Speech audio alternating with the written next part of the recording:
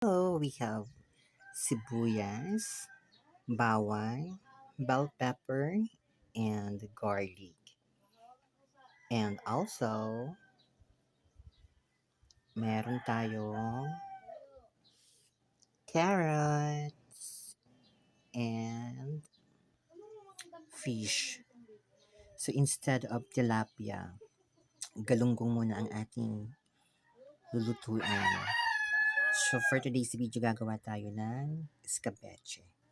And since meron pa tayong natira, so I'm gonna use this Del Monte Filipino style sauce. Ito yung ilalagay natin sa ating escabeche.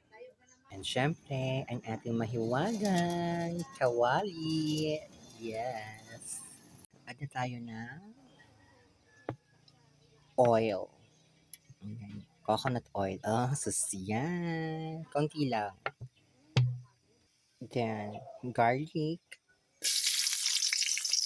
Sabayin na natin ang ginger.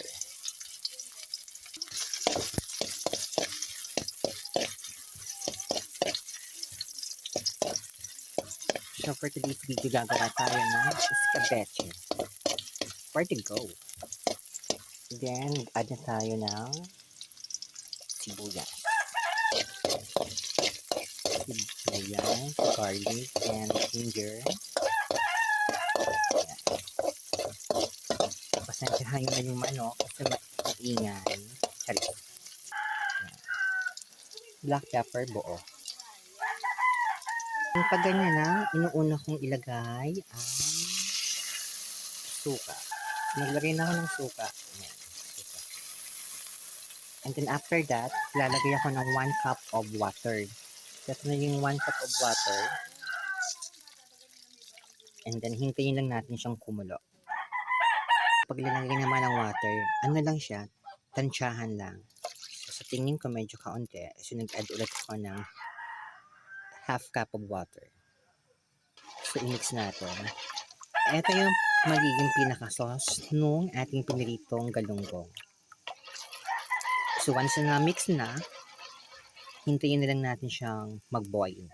So since nag-boil na siya, mag-add ako ng kaunti lang na salt. And the bell pepper. Again guys, iba-iba tayo ng technique ng pagluluto ha. Ito yung way ng pagluluto ko ng escabeche.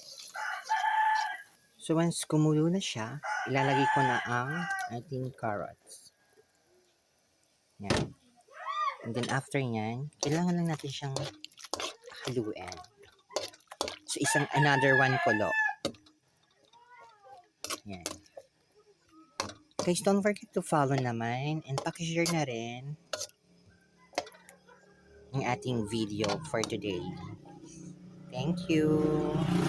Yan. So since kumukulo na siya, I'm going to add ang ating sauce. Yan. And then after kong ma-add, hahaluin lang natin siya. Yan.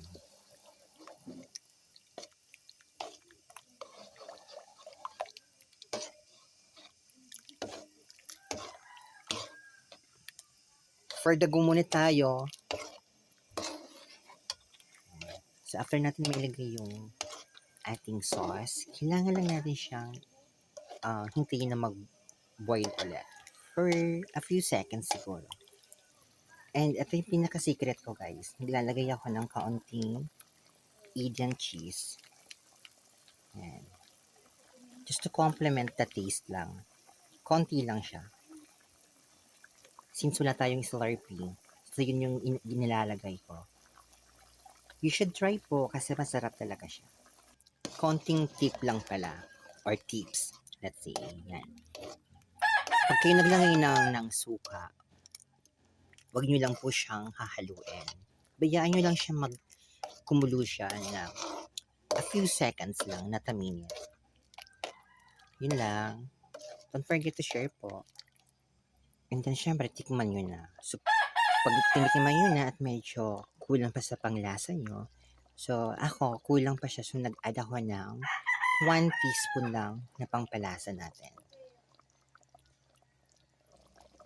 And yeah, very sticky na siya and malapot na. So tinikman ko siya kanina guys, and eto, I'm going to add 1 tablespoon of brown sugar and another one. Para mabalance lang yung sweetness and yung pagkamaasim ng sukang nilagay natin. So after that, kailangan natin siyang ihalo.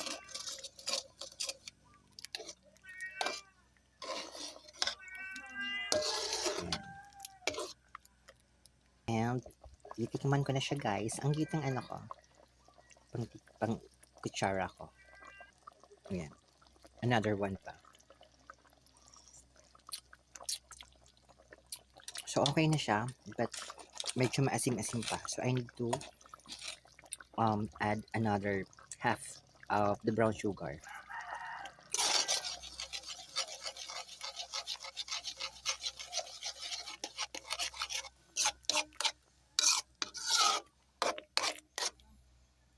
Okay. Guys, don't forget to follow naman and pakishare na rin po sa mga friends nyo. And you should try itong ating recipe today. And syempre, ang ating last main ingredients. Charan! So, kailangan natin siyang ilagay. It's for the go.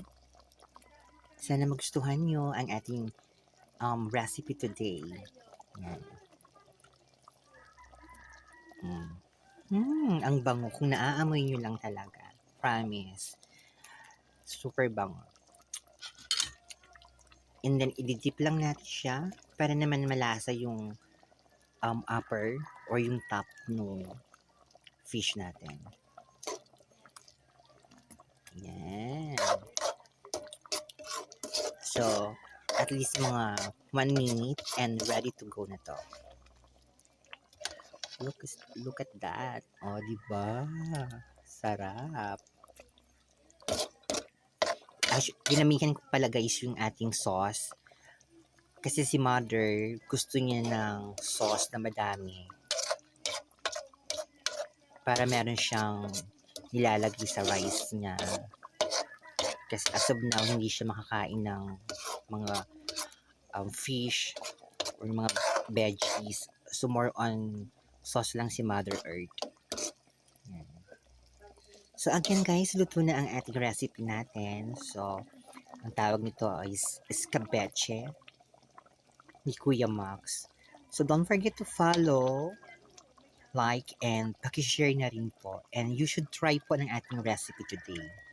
And thank you so much for watching. It's me, Kuya Max.